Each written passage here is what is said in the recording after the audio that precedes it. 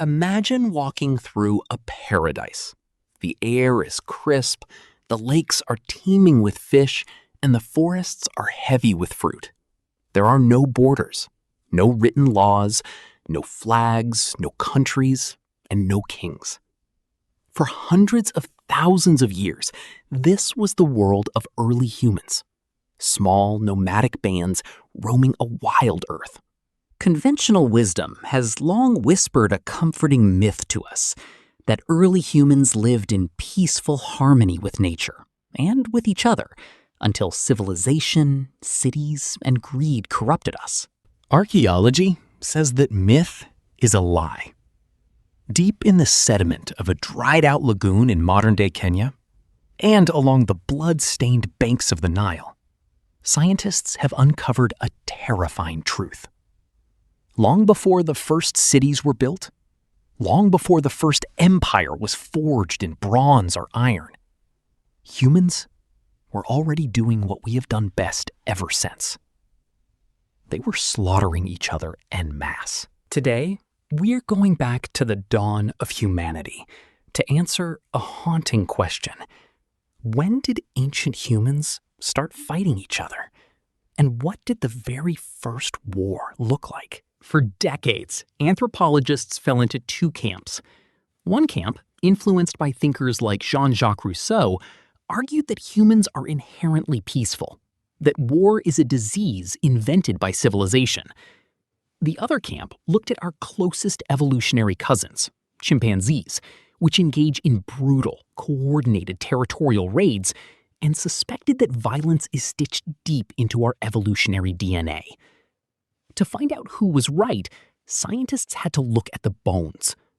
And the bones began telling a gruesome story.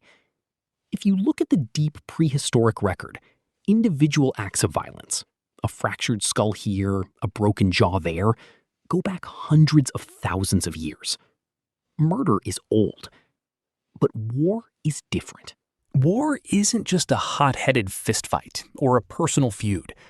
War requires group identity. It requires an us versus them mentality.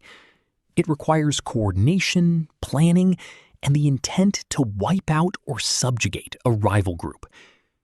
So, when did individual violence cross the fatal threshold into organized warfare? To find out, we have to travel to two different crime scenes, separated by thousands of years, but united by absolute carnage. The Jebel Sahaba massacre.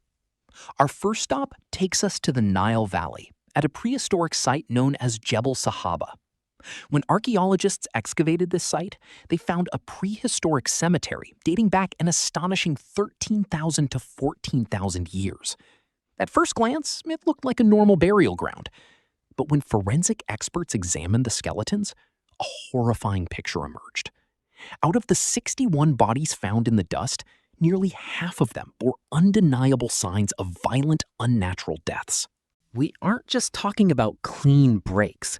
We are talking about microscopic stone projectile points, tiny arrowheads and spear fragments embedded directly into bones, lodged in chest cavities, and trapped inside shattered craniums. Men, women, and even children were victims.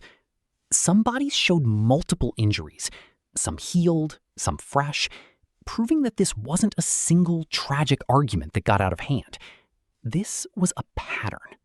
Recent reanalyses of Jebel Sahaba revealed something even more chilling. These people were hunted over a prolonged period. Why? Climate change.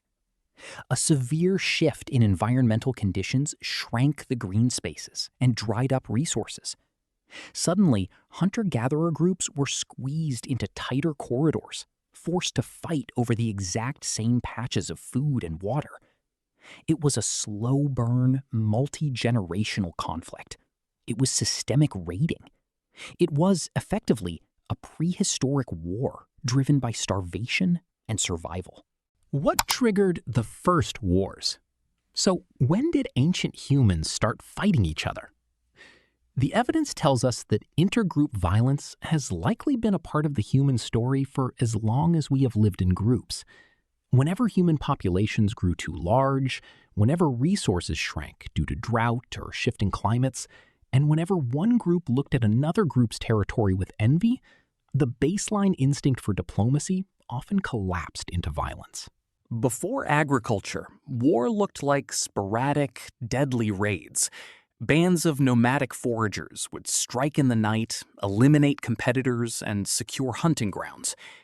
Then, around 6,000 to 10,000 years ago, humanity crossed a major threshold, the agricultural revolution. We stopped roaming and started building permanent towns.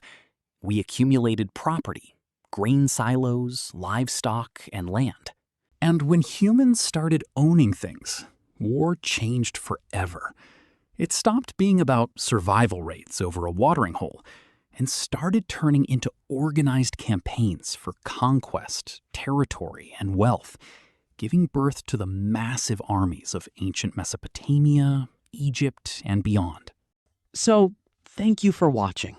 If you found this journey into our ancient history compelling, make sure to like, subscribe, and hit that notification bell for more deep dives into the shadows of human history.